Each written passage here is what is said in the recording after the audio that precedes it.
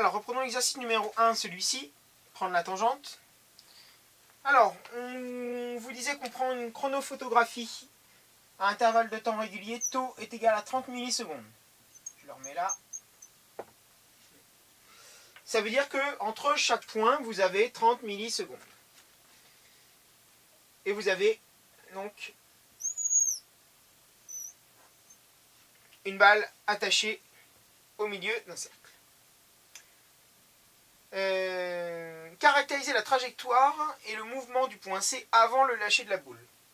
Donc, vous avez encore une fois, c'est comme dans la mission 1, je répète, donc je corrige la mission 1 en même temps.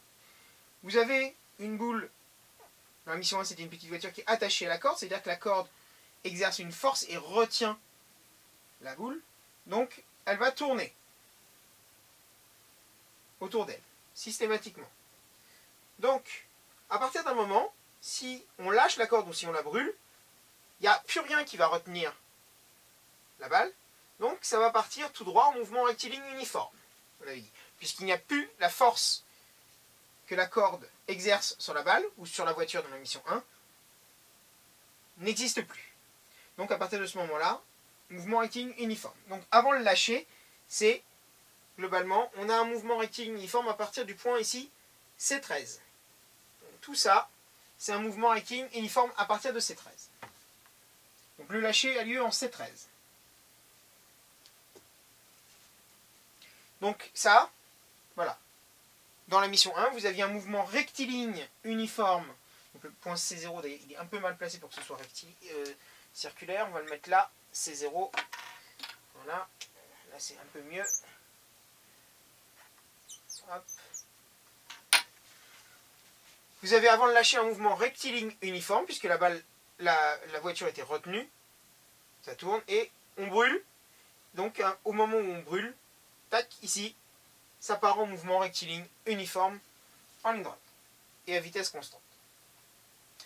Donc, caractériser la trajectoire et le mouvement du point C avant le lâcher de la boule. Donc on l'a dit, c'est un mouvement rectiligne, c'est un mouvement circulaire avant le lâcher uniforme. Le justifier en calculant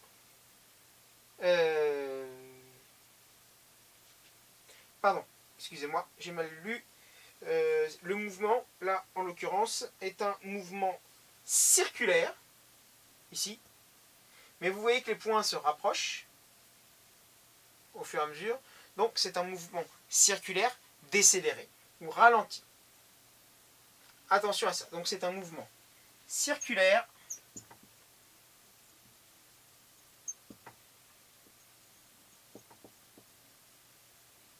décéléré avant le lâcher. Donc, on va calculer pour le prouver les vitesses en C3 et en C6. Donc, pour calculer la vitesse en un point, on trace le segment entre le point d'avant et le point d'après. Donc, si je veux la vitesse en C3, je trace un segment entre C2 et C4. Et je le mesure. Et si vous le mesuriez, donc, C2, C4, C2 à C4, vous mesuriez 3,6 cm. Donc, la vitesse, c'est D sur T. La distance, donc, entre le point d'avant et le point d'après, c'est C4. Donc, C2, C4. Et le temps que la balle va mettre pour aller de là à là, c'est 2 taux. Pourquoi? Taux, c'est l'intervalle de temps entre deux points consécutifs. Là, vous avez deux intervalles, donc 2 taux. Voilà. Donc, on a 3,6 cm, donc il le faut en mètres, puisque je vous demande les vitesses dans le système international, donc je veux les vitesses en mètres par seconde, surtout. Attention à ça. Donc, les 3,6 cm, il les faut en mètres, donc 3,6 fois 10 puissance moins 2. Ne les oubliez pas, ça, sinon vous avez faux. Divisé par 2 taux, taux c'est 30 millisecondes, donc 2 fois 30 fois 10 moins 3. Pareil pour les mettre en secondes. 10 moins 3. Et on obtient 0,60 mètres par seconde. Voilà. Au point C6, maintenant, on va faire la même chose. On va mesurer donc la distance entre le point d'avant et le point d'après. Donc entre C5 et C7. Voilà. Et C5, C7, on obtenait 2,6 cm. Donc c'est le même calcul, sauf que au lieu d'avoir 3,6 ici, je vais avoir, hop, je le change, tac, je vais avoir 2,6 et comme résultat, je vais avoir, et toujours en centimètres, et je vais avoir comme résultat 0,43 mètres par seconde.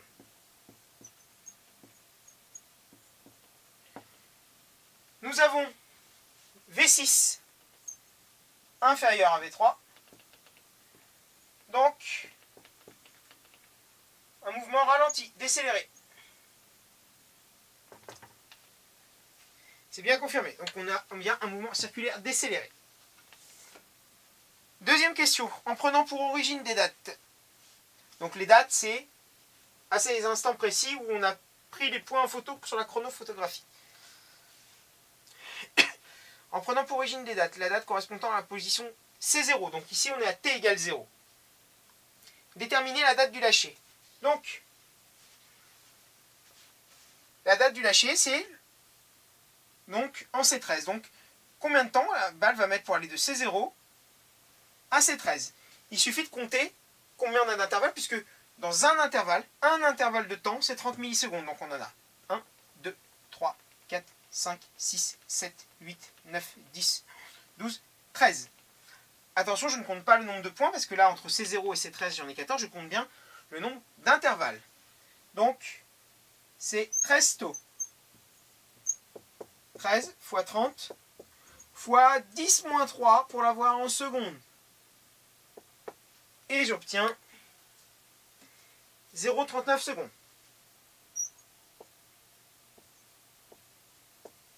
Ça, c'est T13, c'est le temps au moment du lâcher. Caractériser le mouvement du centre de la balle après le lâcher, donc après C13, en justifiant, en calculant les vitesses en C5, en C15 et en C17. Donc on va faire pareil. Pour le point en C15, on va mesurer la distance entre C14 et C16. Et en C17, on va mesurer entre C16 et C18. Donc, la distance C14, C16, c'est 1,2 cm. Et pour la vitesse en C17, donc la distance entre C16 et C18, j'obtiens aussi 1,2 cm. Donc c'est le même calcul, donc ce sera la même vitesse. V est égal à 1,2 cm, donc 1,2 fois 10 puissance moins 2, sur 2 taux, pour aller, il y a toujours 2 intervalles de temps, donc 2 fois 30 fois 10 moins 3 pour l'avoir en secondes, et j'obtiens une vitesse, dans les deux cas, puisque c'est le même calcul, 0,20 mètres par seconde. Donc la vitesse est identique, donc on a bien un mouvement uniforme, et c'est une ligne droite, donc le mouvement est rectiligne et uniforme. Donc attention, ici on a un mouvement circulaire décéléré, alors que dans la mission 1, on avait un mouvement circulaire uniforme à vitesse constante.